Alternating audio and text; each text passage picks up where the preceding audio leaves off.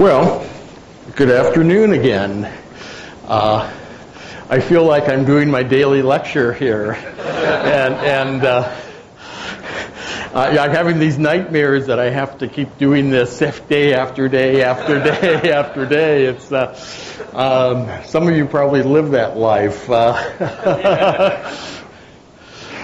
So today I want to talk about some of what I'm doing now, which relates to JavaScript, and how Smalltalk relates to that, and how this maybe all fits together somehow or another.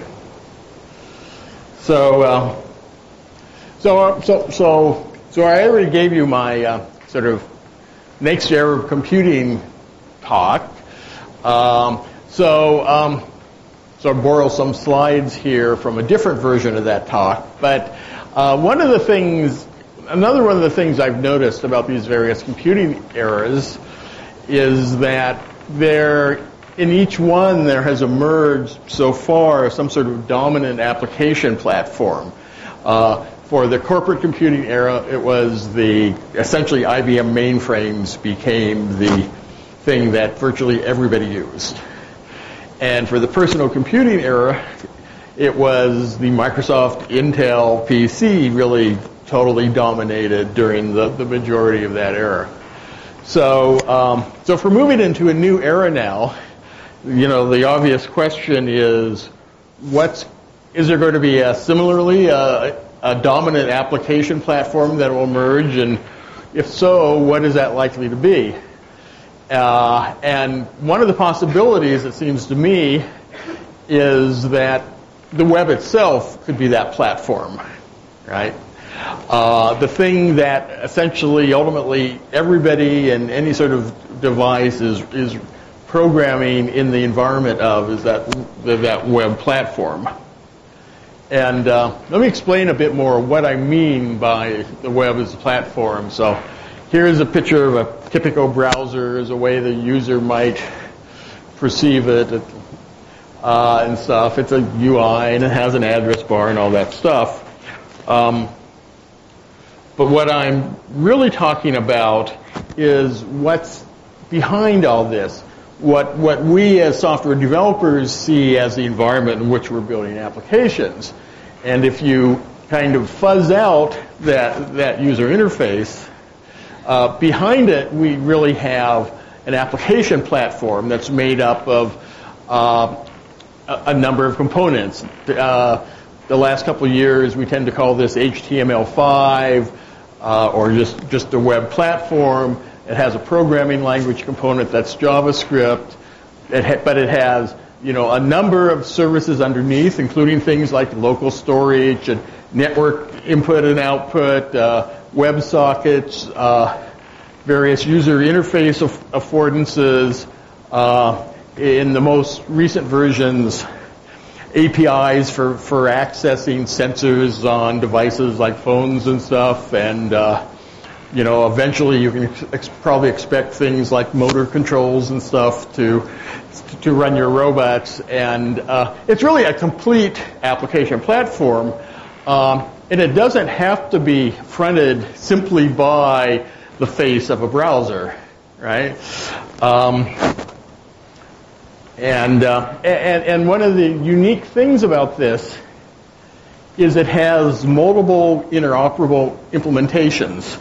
So it isn't controlled by a single company or a single organization that has to build it and everybody has to use that one implementation. In fact, there are multiple implementations of it, and if you code against it, they really do work across all the implementations.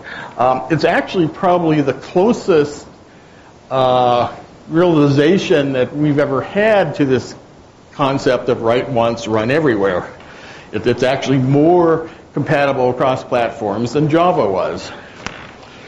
So just like, say, each computing era had sort of a dominant or canonical language that was the one language you had to know if you were really going to be active during that era, and during corporate computing, well, corporate computing was kind of split into business computing and scientific computing, and so there were COBOL versus Fortran, which had certain similarities between them, and they were kind of the same generation, but so I lumped them together.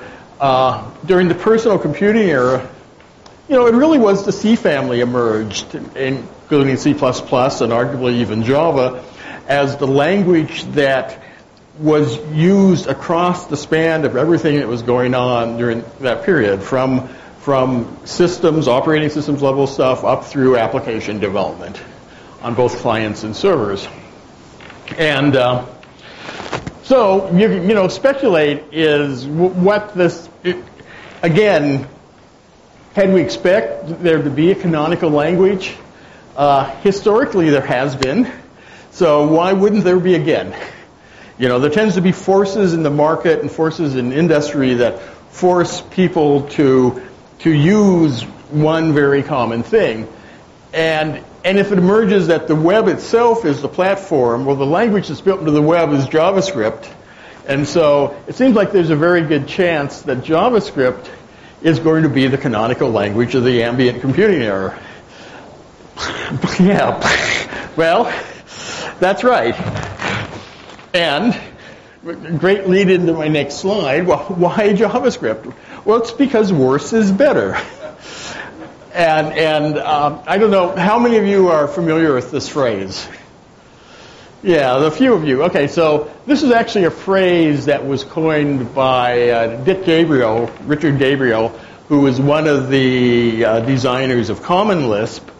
And he actually developed this phrase in a series of essays he wrote where he was trying to rationalize why C++ won out over Common Lisp. Okay, that to the Common Lisp people, that Common Lisp was a much better language for anything you might do with C++, you could do with Common Lisp. And Lisp in general and Common Lisp was a much more elegant language, yet C++ basically dominated, and all the companies that were started in the late 80s and early 90s to build Common Lisps, except for maybe one who's still around in some corner of the world, those companies all disappeared. And, we aren't all programming Common Lisp today, right? So here's the thing, well, what is it that causes a technology to be broadly used when it's not the best available solution? And he goes back, he argues with himself. He actually writes essays arguing both sides under different pseudonyms and stuff. And it's worth reading. When you get the slides, there's a link up here where you can find these. But it really comes down to the economics of ubiquity. Once something is so widely available that it's essentially everywhere, then it's the easiest thing for anybody to use. And not only that, it's the safest thing to anybody to use. So if you're down, you're making a technical decision of what am I going to implement my next application in, and you say, well, JavaScript is there. Hey, I got a bunch of people who know how to program in JavaScript. Nobody ever got fired for deciding to use JavaScript in their project. I guess I'll just use JavaScript. Okay? And in particular in the web platform environment, since it's this multi-platform, a multi-vendor environment, multiple people have built this thing. There are multiple browsers that interoperate. It's almost it is, I think, a historic fluke that, in fact, JavaScript ended up being in the language that was in every browser. But now that it's there, everybody who builds a browser has to have a high-quality JavaScript implementation. And it couldn't go away, because if you just took it away and replaced it with something else, then you couldn't run 99% of what's on the web. So a browser that was like that would be of no use to anybody. So if you wanted to support another language at the same level of deep integration as JavaScript, you'd have to do it in parallel. And not only that, if you're a web application developer, you don't want to develop anything that's only going to run on one or two browsers. You want it to run on every browser, right? And so there's a disincentive to choose any new technology that needs to be built into the browser, yet which isn't already there in all browsers. So it's just, to me, it's very hard to see how something could even replace JavaScript in the browser as long as we have browsers as such, or as long as we're using that basic web application platform, even if it doesn't look like a desktop PC browser anymore. So, but it's not just in the browser, of course. We're now seeing things like Node.js, where JavaScript is being used to build server-based applications, and I'm pretty confident that Node.js, it's not really the first, but it's the first, I think, really successful server-based JavaScript-based environment, and I suspect there'll be others. There isn't the same sort of interoperability requirements in terms of frameworks and stuff on servers, so there's room for more. There's things like Firefox OS and Chrome OS, which are basically complete computing platforms where JavaScript is the language that's used to write the native applications. So NodeBots, we had a nice talk about robots this morning. NodeBots is actually sort of a worldwide grassroots effort where people get together and they build little robots that are running on Raspberry Pis and other small controllers. They're running a version of Node.js and a framework, Johnny 5, that's designed to control robotics. And they just build all sorts of crazy robots, and that people have all over the world. They have these weekend meetups where people get together and teach each other how to build robots. So, there were literally thousands of people who were training themselves how to build robots using JavaScript. So I mean, that's why I decided to become involved with JavaScript. When I looked around and I had a reason to investigate some JavaScript stuff, and I said, wow, the breadth and reach of this is so broad. If I really want to have an impact on the world over the next 10 or 15 years, this is a really big lever to do it. Okay?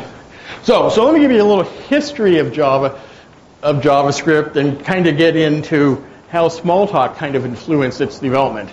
So JavaScript was literally first implemented in 10 days in May of 1995 by an engineer at Netscape named Brendan Eich. And one of the reasons he did it so fast was because in 1995 was when this really big competition was starting between Netscape and Microsoft about browsers. And Microsoft was starting to talk about using a form of BASIC, VBS, Visual Basic for Scripts, saying they wanted that to be the language that was going to be built into the browser. So things could have been worse, right? We could all be here today programming in a nasty little form of BASIC, and so the guys at Netscape wanted to do something better, and they'd been thinking about this problem of programmability in the browser for more than 10 days. They'd been thinking about it for 2 or 3 months, but sort of, what the story Brendan tells, I think, is there was, a demo they had to do at, third week of May or something, and it was 10 days away, and his boss says, go build it. So he did. And some of the influences that directly went into the initial design of JavaScript, basically things that Brendan were aware of and he was thinking about. Scheme. So consistent use of first-class closures throughout the language. JavaScript has always had first-class closures. And so that was a very strong influence. Self, the Smalltalk derivative by Dave Unger, was the inspiration for the object model. It has objects. Each object has its individual set of behavior, so it doesn't derive from a class exactly, although we'll see more about that in a bit. And because of that, you can use objects in a prototypal manner where you define an object that is the prototype that represents a whole, has the common characteristics of a bunch of objects, but it's also a real member of the group, and you can inherit from that. And I'll talk more about that here as we go on. And then the other big influence was C and Java. Well, C primarily. I mean, Netscape guys were C and C++ hackers mostly, so they certainly knew C syntax back and forth. And I call this corporate strategy tax. You know what a corporate strategy tax is? That's when you have to do something a certain way because your corporate strategy says we're doing it.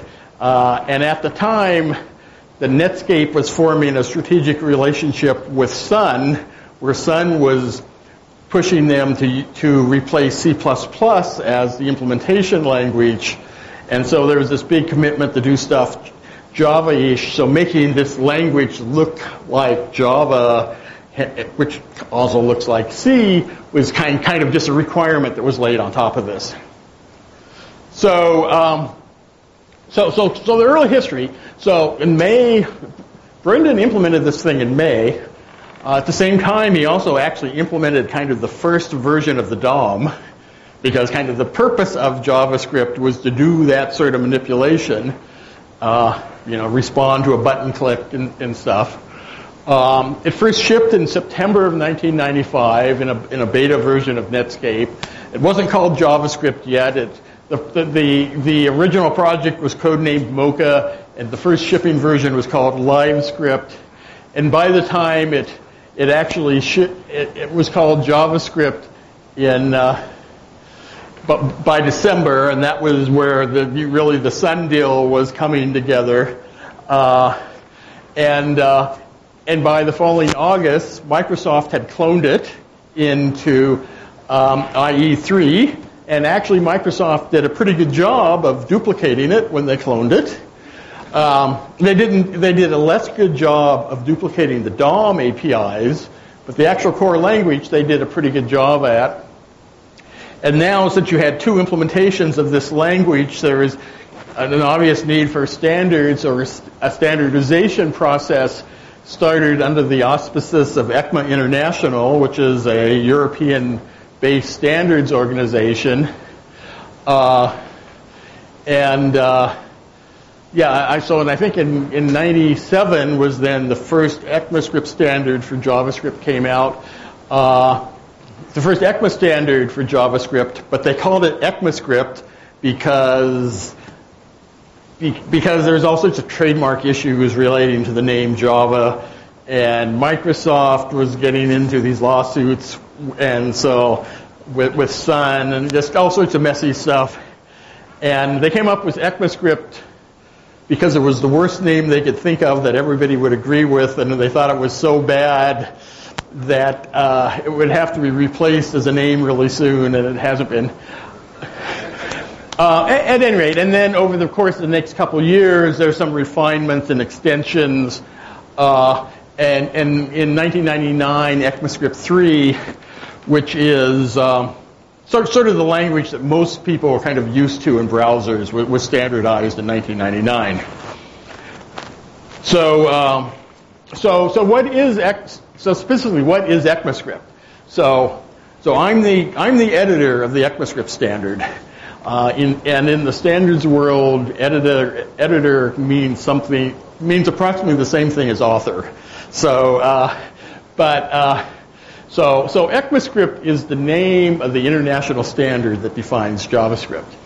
A lot of people think, ECMAScript is one language and a JavaScript is another language, That's just not the case. They're the same thing. ECMAScript is the standard, and then there are implementations of it that everybody calls JavaScript. So Google V8 is one implementation. Mozilla SpiderMonkey is another implementation. Microsoft calls theirs Chakra. WebKit has a JS Core, which is the WebKit JavaScript engine. They're all just implementations of the ECMAScript standard. So TC39, the standards world is just great on nomenclature. TC39 is ECMA Technical Committee number 39. I think the numbers now run up to like 55 or something. So it's just the name of the group that creates the standard. Okay, and the actual document has a name. It's called ECMA 262. So the ECMAScript standard is also known as ECMA 262, but it also feeds into ISO, the International Standards Organization, where it has a different number, which is 16262. Okay, and the most intriguing thing about this whole thing, in some ways, the one and only language that's built into the browsers, this whole process has nothing to do with W3C. Okay, W3C is a different standards body who standardizes everything else pretty much that goes into the browser, but not JavaScript. And I could probably don't have time to tell you why right now, but if you ask, I'll tell that story. So people think, people have these ideas of what happens in a standards committee, or particularly in TC39, and maybe have an idea that it's something like this. This is a shot from the movie 12 Angry Men, where these are jury members here arguing about did the guy do it or not do it and stuff, and they all seem to dress the same for some reason. I don't really understand why. But in reality, actually TC39 officially is the members are companies, but the companies send representatives to the meetings, and strangely enough, the representatives, the individuals, they change over time. They also, most of them are really deep language engineers and computer scientists, and so sometimes the positions of the people that the company sends don't reflect an official company position even necessarily, even if there is an official company position. So one of the reasons, when I got involved with JavaScript and ECMAScript, so I was there representing Microsoft, but it turned out Microsoft didn't care about JavaScript at all at the time. So I could take pretty much any position I wanted and say it's Microsoft's position that, which is really it's Alan's position that, but... Can you try to say, let's use the Smalltalk syntax? Microsoft wants that. Yeah. Well, so this is, here are the pictures of some of the people, not all of them, but some of the recent people who involved in them. And you can see, at least if you're a guy, that it's kind of people just like us. But I kind of annotated up here with a little balloon some of the people who have sort of a Smalltalk background of some strength. And there's some people that have pretty deep Smalltalk background. So there is, all in all, a pretty strong Smalltalk influence in the committee. I also got a little Ruby over here because that's Yehuda Katz, who is a very strong Rubyist, and Ruby people are sort of bastard Smalltalk people. It's they think good ones think kind of like Smalltalk people without the tools. So, which kind of describes the JavaScript world to some degree. So at any rate, yeah. But these are the people who make ECMAScript, basically. And just a little bit more about timeline. So we said over here, ECMAScript 3 was 1999. That kind of defined the language that's been in browsers since then. TC39 really went off into this black hole at that point, first trying to design something called ES4, which had a bunch of crazy ideas about adding types and stuff to JavaScript and making it more like a static language. And then some XML guys came through and they tried to say, oh, it all has to be oriented towards XML because that was going to be the thing that was going to dominate the world forever.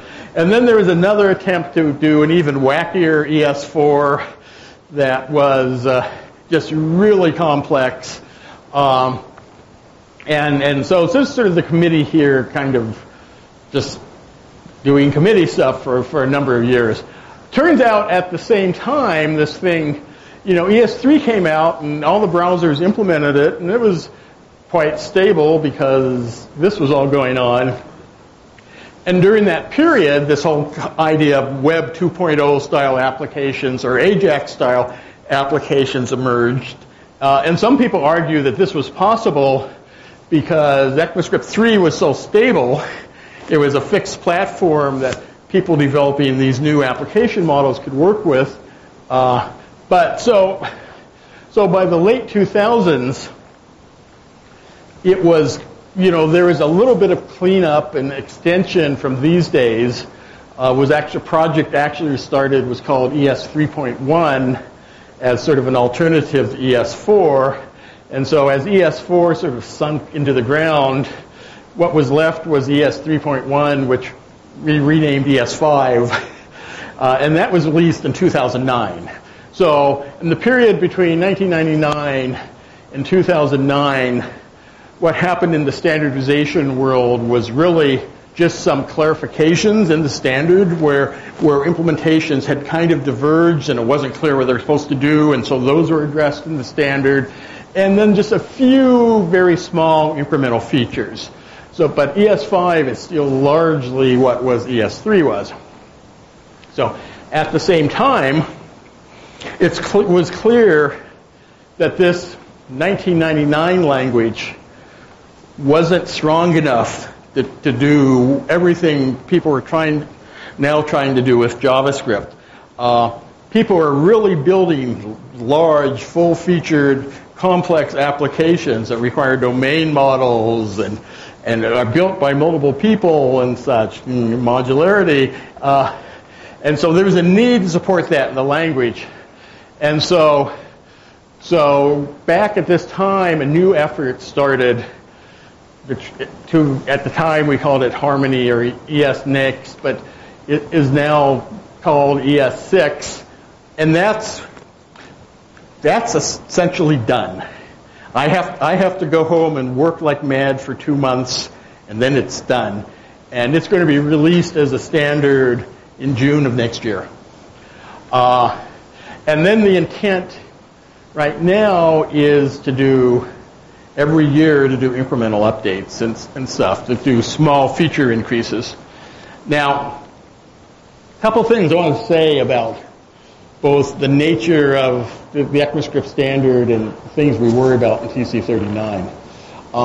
The most important thing is really, I'm getting an echo here, because of where my hand is. The most important thing is interoperability and backwards compatibility. And I would say backwards compatibility, that's sort of the mantra we use, you can't break the web. So there are millions of web applications out there, and nobody who builds a browser wants to send out a release of the browser that things stop working. Particularly massively used things, but even things that are seldom used, because there are, again, millions of web applications or web pages with JavaScript code on them on the web that are unmaintained. And who wants to volunteer to be the person who has his legacy web presence broken by some language nerd who decides he wants to change how how nil is compared to undefined or something like that. So that sort of backwards compatibility is really important. And the other one is interoperability. I mean, these things have to behave the same everywhere it's implemented.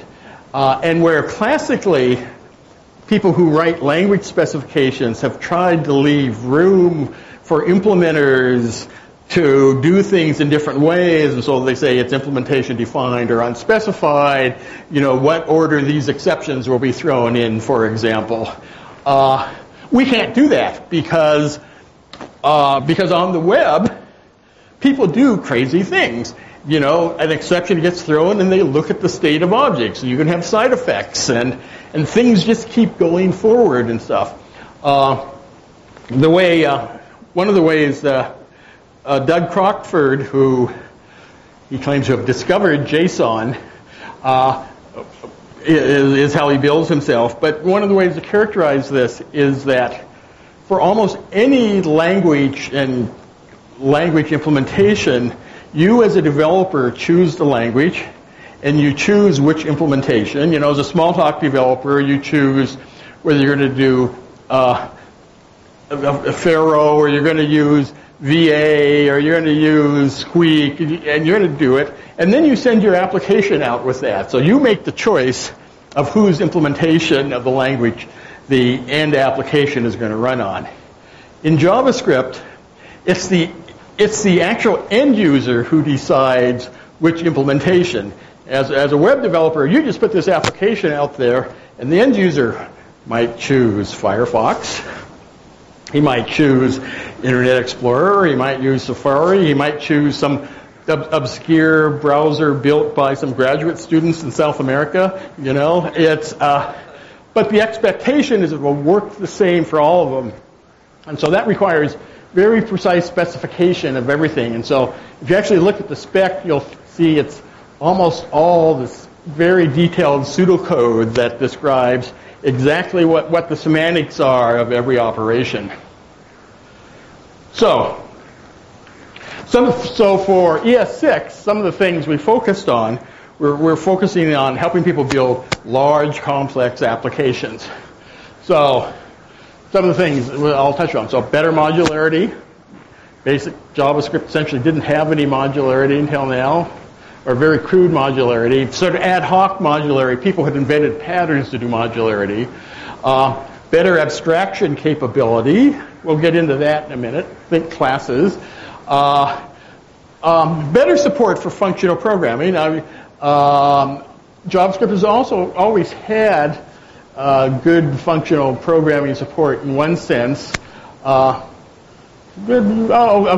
so OO, I mentioned OO. And just generally making the language more expressive and enabling things that only could be done at the language level. If somebody can do something in the library, is already doing something in a library, we're perfectly happy, for the most part, to let them keep doing it in the library. That they don't need language support. It's the things that nobody has built a library to do is because there's some really deep missing feature that we need to address.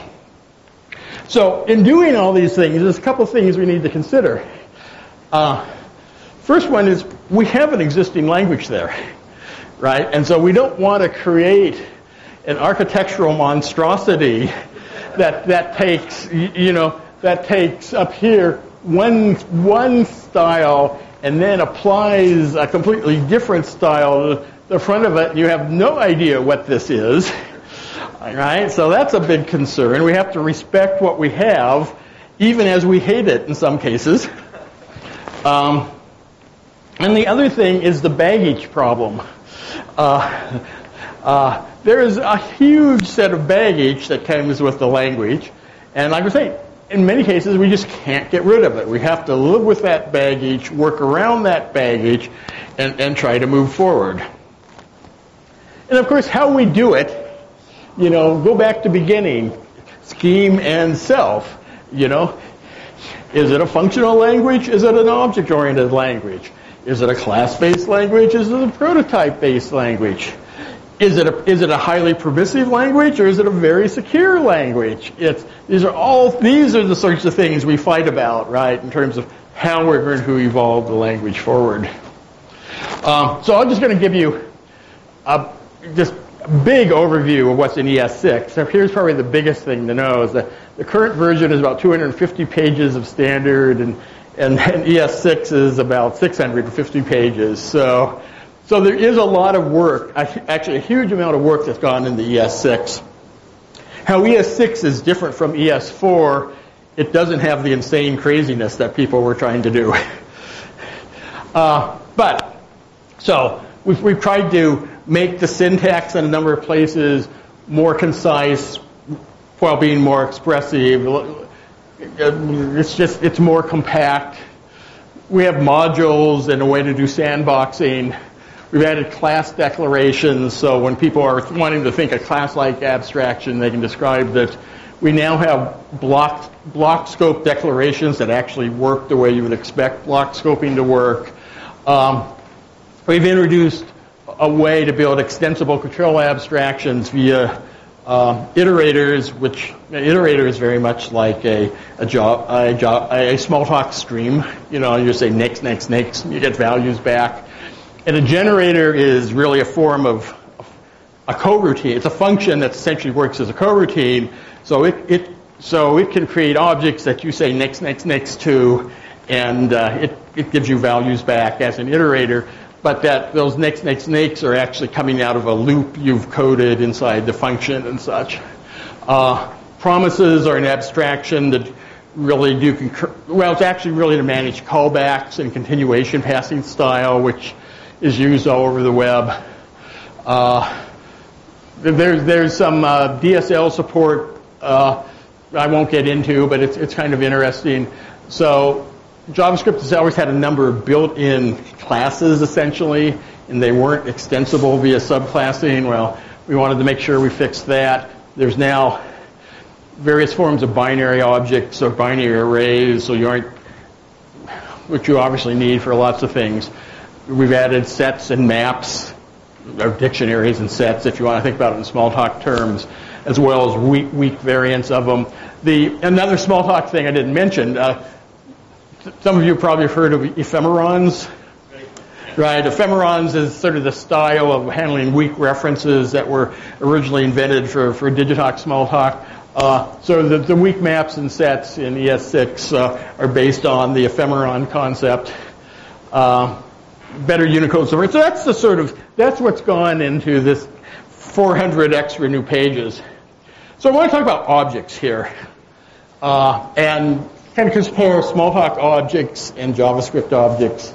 And I'm going to get around to the punchline of this. I'll give you up front. They actually aren't as different as you might think. So here's kind of a classic view of how the Smalltalk object model. You have instance objects, which are instances of class objects. Class objects have an inheritance links up to a superclass.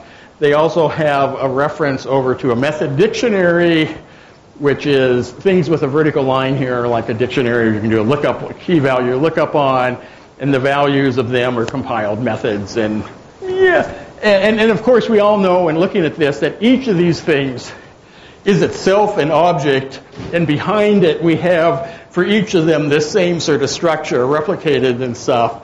But this is the basic conceptual thing you're going to try to teach in the first few days of your class or something. So VSE, and I'm not sure if it was the first Smalltalk to do this, but I think it was the first that widely did it. One of the things it noticed was, well, you know, the most common thing you do with an object is you invoke a method on it, and to get to the method dictionary, you first had to go to the class, and from the class you went to the method dictionary. So there's this whole extra indirection that takes place every time you invoke any method, and that happens a lot more often than you say, then you send the class method. Then you just access the class explicitly. So you can flip it around. If you flip it around like this, instead of making the object reference the class directly, you make the object reference the method dictionary and chain the method dictionaries up the hierarchy, so you can go that way and get directly. So you got a shorter path to the compiled methods, and when you really need to get to the class, well, you can have an extra slot here in the method dictionary, and you skip through there, and but it all works the same, right? If this is done right at the implementation level, nobody ever needs to see this. But that's if you have a good mirror-based reflection system to look at it. So those are VSE objects. And so now once you did that, one of the things that the guys at Digitalk noticed was, well, once you have that structure, there's really nothing. Let me go back here a second. There's really nothing here when you invoke a method on the instance and goes to the method dictionary and looks it up that depends on the class at all. Right? So the class almost doesn't even need to be there. And so, in fact, you can do that. And so that's what VSE did. It allowed objects to have a method dictionary which was essentially owned by that particular object and had methods. And then that could inherit from another method dictionary that was associated with a class and so on. And so that allowed you to have individual objects that had their unique behavior to each such object. Okay? So now let's look at the JavaScript object model. So JavaScript did a couple things. First thing it did was, well, if you have a one-to-one correspondence here between objects and these instance-specific things, you could merge them, right? And so essentially, in JavaScript, the method dictionaries are the objects. Okay? You just kind of collapse them together. And so each object is a dictionary of, in JavaScript we call them properties, but most properties are methods, which are just function objects. And you have the inheritance chain, which in JavaScript we call the prototype link, but it's really the same thing we were seeing in the VSE object model. So now we can look at some JavaScript code. So far, we're down here at the object structure level, what's going on in the engine. Now we have to look at how people actually express this stuff, and it gets ugly, right? So there are like 3 different ways you could, at least you could define, let's define a new object that acts as a counter, and it has an increment method and a toString method. Well, okay, so here's one way to do it. You just create an object by saying new object, and you get an object value back, and that's an object that really has no behavior and has no state. And then you start doing assignments like this. Well, so this is O dot, that's a reference to a property, and if you assign to a property value, it creates an entry in the method dictionary, essentially, if it doesn't already exist. And so you give it a value. So this is essentially creating an instance variable. You want to have an increment method. Well, that's just another property. And what you assign to it is a function closure. Okay? Another method toString. Another function closure. You notice these both have this references in them. And you might wonder, this is the JavaScript equivalent of self. Okay, and it's going to do what you want to think. So this is a very imperative way to define an object. And if you listened to my talk yesterday, you probably know I'm not very enthusiastic about things that are totally imperatively described. I prefer something that's a bit more declarative. So here's one way to declaratively do the same thing. There's this bracket syntax, the outer level of brackets. It's called an object literal. And it's basically a way to do the same thing, but without the assignments. So instead of an equal, we now have colons. But it does the same thing. It now creates, in one declarative action, an object with 3 properties. One is a numeric counter, and there are 2 methods. And then just an example of some of the things where ES6 streamlines this. It says, a lot of people don't like typing function all the time, too many letters. So there's now a streamlined way to say this. The word function is really not necessary, and that's eliminated. And so this is essentially a literal object now in ES6. Now, there's another way you might do the same thing. You could, so one of the things about that imperative approach there, every place in your code where you wanted to create one of those objects, you'd have to code that up, right? And, do one thing one place, not replicate code all over the place. So you might want to abstract this out somehow. So you might define a function, a factory function to create this. So we could define a function that's a counter factory, and we'll even make it a little bit fancier by giving it a parameter of where to start. And all it does is basically that same object literal type thing. So it says just returns a new object. But in this case now, the initial value of start comes from the function parameter. So it's initialized like that. And it has the same two methods. And so and you would invoke it like this. Anywhere you make a call like this, you would get an instance of a new object like that. So that's a nice level of abstraction. But one of the problems you have with this is, let's say you do it twice. You create two function objects. You get two objects, and they each have a counter property with a different value, but they also each have two different function closures for each method, right? These functions do exactly the same thing, but since it's instance specific, they're replicated. So you can get around that by being fancier with your factory and using a second object. So in this case, says, well, let's create an object that we'll call counter prototype, and we'll put just the methods inside it. And then in our counter factory number 2, instead of using that literal notation, we're going to use a built-in function called object create that takes an object as an argument, which basically says set the inheritance link of this new object, and then just initialize the counter and return that new object. And that gives us a structure that looks more like this, right? As we have counter prototype that our two instances both inherit from. They each have their own private counter value, but they share these common methods, okay? So that's beginning to be maybe feel a bit more comfortable to a Smalltalk programmer. There's another way to do this same thing that's built into JavaScript from the very beginning, okay? And it's called the Constructor Pattern, or basically to use a function as a constructor. And what a constructor is any function that you can apply new to. So new says create a new instance and then call the function with the new instances of this value, and the constructor object is expected to initialize it. Okay? So up here we can define a constructor function called counter. We know that when this is called, a new instance has been created, and so we can just initialize its counter property.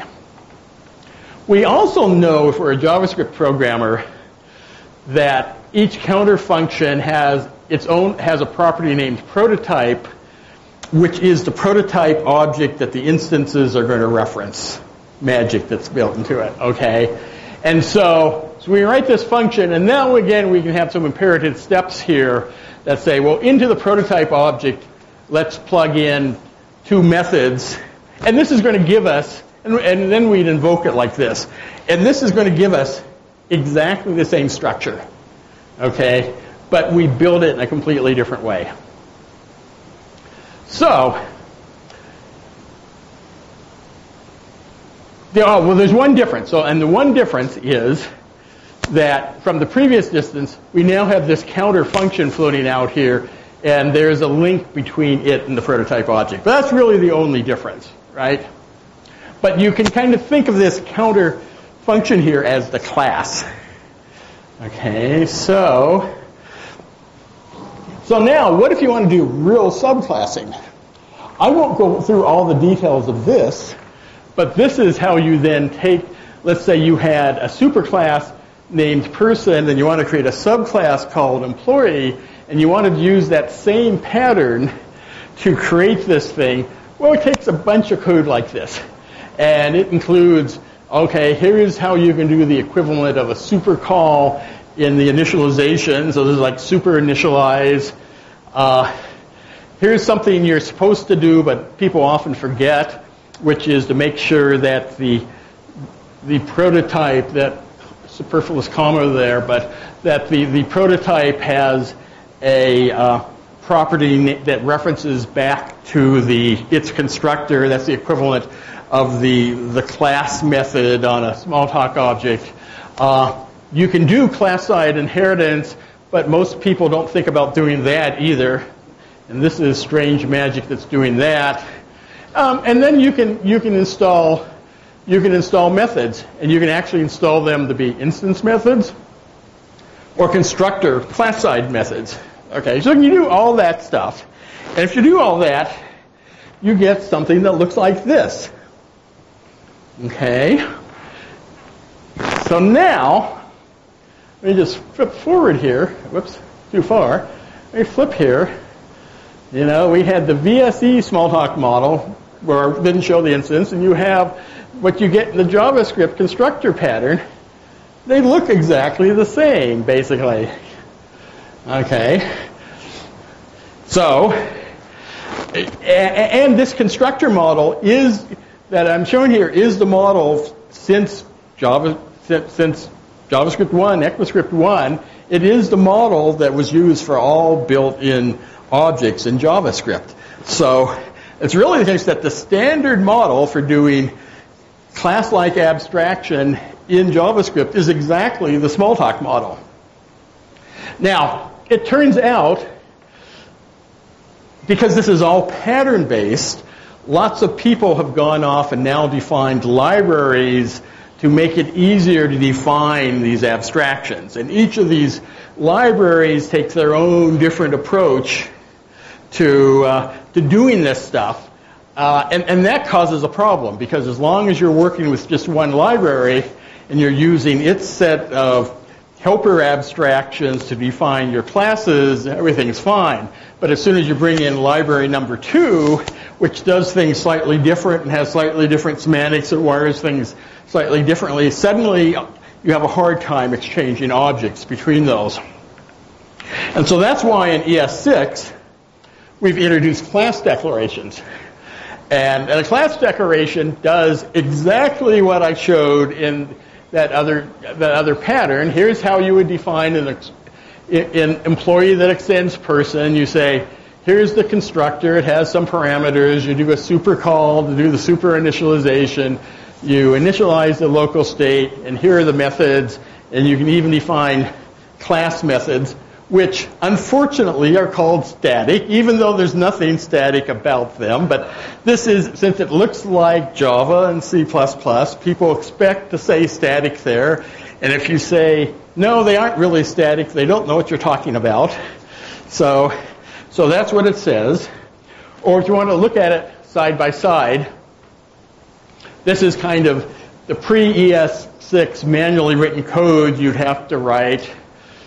Here's the way you'd write it in ES6. They both produce exactly the same object structure. Okay, so relative to classes, that's saying there's no reason now going forward in JavaScript, at least once you have ES6 class support, not to go crazy defining classes. You can do it. A couple other quick things here. Another new thing in ES6 is what's called arrow functions. And arrow functions, so JavaScript has always had function closures, and this is an example. This is a method that's taking a function as an argument, and then it's filtering the values in a collection. It's like select in Smalltalk. So where in Smalltalk you'd put a block here you pass a function. But it's really kind of wordy, right? So in ES6, you could write the same thing this way. That's why these are called arrow functions. This is the parameter. It's just an expression that's the body, and it's much more concise. But another important thing is that in function closures previously in JavaScript, So this is the this value when you invoke a function as a method. And we all know from Smalltalk that when you're passing a block, you would like this to reference the surrounding context, not to be a parameter of the block itself. And JavaScript didn't work that way. And so you had people writing stuff like this, where they just declare a variable called self, assign this to self, and then pass a function, and inside that function use self instead of this, which would totally throw newcomers and stuff. So it turns out arrow functions do this binding correctly, yet this inside an arrow function is the this of the surrounding context. And so I just want to mention here, so in doing this, we actually looked quite seriously, and when I say we, I mean the entire committee, about actually doing something that was much closer to Smalltalk blocks rather than just arrow functions. And the big difference, if you will, between an arrow function and a Smalltalk block, other than the syntax, is what return does. Right? So return in an arrow function returns from the arrow function. Return in the Smalltalk block returns from the enclosing method context. Big important difference. And so we actually were considering syntax that looked like this. You'd still use curly braces to indicate a block, but we'd have Smalltalk-like vertical bar syntax to designate the arguments. And in that case, in a function like this return would mean return from the filter method, right? No, return from the thing that was calling filter, right? Not from the block. It turns out, so this is a Java-based language, this is a C-based language, and we have built-in control structures, we have labels, we have breaks, we have continues inside of returns. When we tried to work through all the semantics of those, because you'd want to be able to use those in here, right? Because, this call might be in a for loop, and when you have a match, you might want to do a continue, and that should all work across these. We couldn't make it, we could have made it work perhaps, but we didn't think anybody would understand what it did, because the semantics are so subtle, particularly when you combine these fixed built-in controls abstractions with language, which essentially user-defined control abstractions. And in one case, there's a syntactic scope you'd want to break to. In others, there's more of a algorithmic scope that needs to be under the control of the function that's defined in the abstraction. And we just concluded that as beautiful as Smalltalk blocks are, they just didn't fit in that language. And it's kind of going back to the picture of the house with the weird, ultra-modern front into it. They just didn't fit together, and so we had to skip that. Another just quick thing I'm going to say here is that, so modules. So these modules, ES6 modules, and I actually wasn't the primary designer of them, they look a whole lot like modular Smalltalk modules. And that's pretty much it. Anything you declare, you can export from a module, and you have a way to do imports, and you can import them as just a raw name, or you can import them as being rooted in an object. So you can, a couple of ways to do it, but it's really very much the static sort of modularity concept we developed for modular Smalltalk. Okay, so I'm going to have to wrap up. So I have a whole set of slides here about JavaScript performance. Just a couple things I wanted to quickly say. Well, two things. JavaScript's gotten really fast, really fast over the last 5 or 6 years. It's all based on ideas that came from Smalltalk. Okay?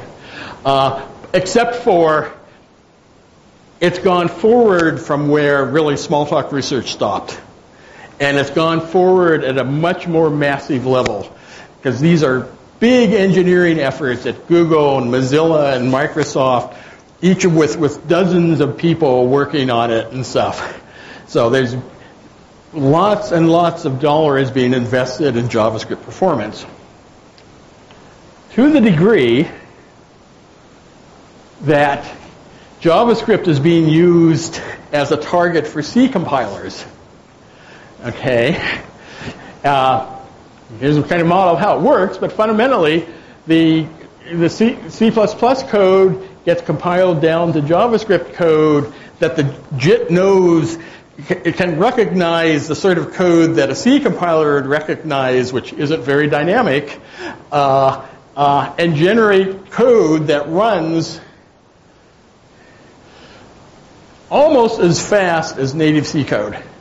This line right here, basically, the top two things on each one are C compilers, Clang and GCC. The next two lines are the same C code compiled to JavaScript run on different engines. They tend to be, I mean, in some cases they're exactly the same, but things tend to be out here in about the, and this is almost a year-old data. It keeps getting faster. This is about 1.5 times the speed. So it's really, really getting quite close. What was behind a lot of this, one of the original motivations was because one of the high-end game engine developers wanted their games to run in browsers. And they've been recompiling their C++-based game engines to JavaScript, and they perform great. Okay? So one of the things that keeps coming up is right, why not, well, why do all this JavaScript stuff? Why not build a universal VM with a new bytecode set? And it's, well, that's all. ASM.js is the name of the set of conventions you follow if you want to get high-performance code. It's just another intermediate representation. And whether your intermediate representation looks like this or looks like this, it's describing the same thing. It's input to a code generator. Okay? So it really doesn't matter.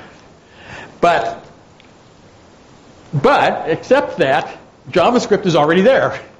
Right? And if you built a new VM with a new bytecode set, and again, you'd go back to the problem. You'd have to get everybody to implement it. You'd have to get everybody to agree to implement it. It would have to come online in a comparable set of time. JavaScript's already there. So worse is better, right? It's maybe this is a more elegant intermediate language. Some people would debate that, but this is the one that's there. Okay? And that's really it. JavaScript is a fast, very dynamic. It's actually more dynamic than most Smalltalks. So if you want to do all sorts of crazy experimentations with different object models and behavior models and stuff, you can still do all that stuff, but it's ubiquitous. It's everywhere. And including, when you say, there's no reason it can't be the host of a high-performance Smalltalk implementation too, right? So, yeah. So I have a bunch of links to resources and stuff, but that's I mean, we're at a break, so we have time. We can take some questions if you have anything. But that's okay. Yeah. Oh, no, I thought you had 2 questions.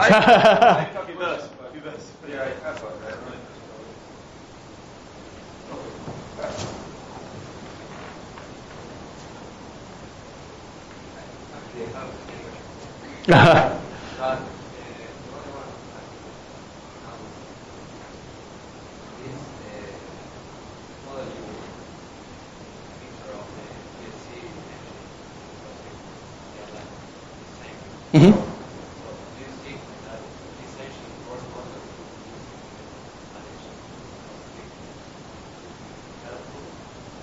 Oh, so could you implement JavaScript? Essentially, could you implement JavaScript on top of a Smalltalk virtual machine, or at least, yeah, on top of ESE? Yeah, you probably could, yeah. It wouldn't, well, the first order answer is yes. You get to the second order things like what optimizations in the VM and you know, and that works in all these directions, right? Is there's what the actual semantics describe, and then there's what the VMs actually have internally optimized for. But yeah, you do it.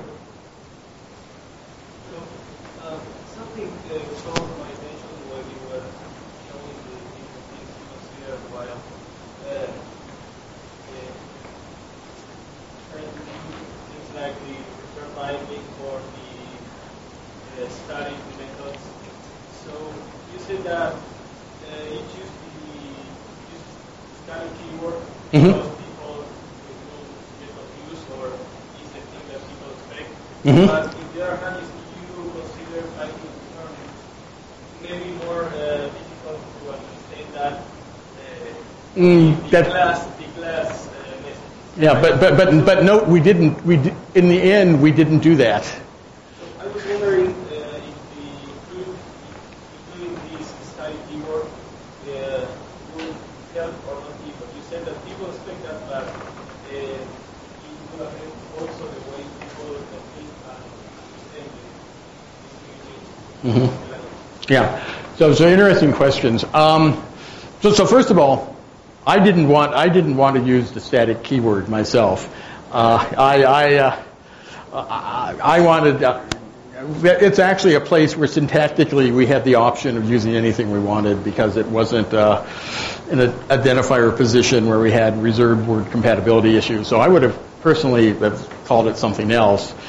But this is where you get in the kind of committee and the consensus of committee and stuff, and you know, there are good arguments for why static in this language is a reasonable thing to do. Now, should you have it at all? I think class.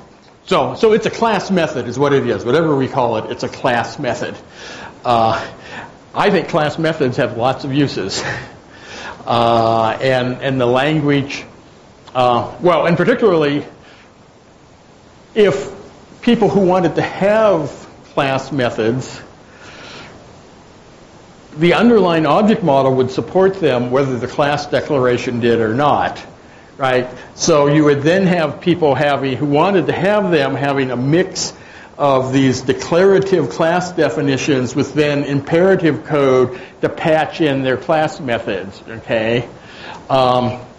So for that's one of the reasons I would just as soon have the class method be part of the declaration regardless of what the keyword is.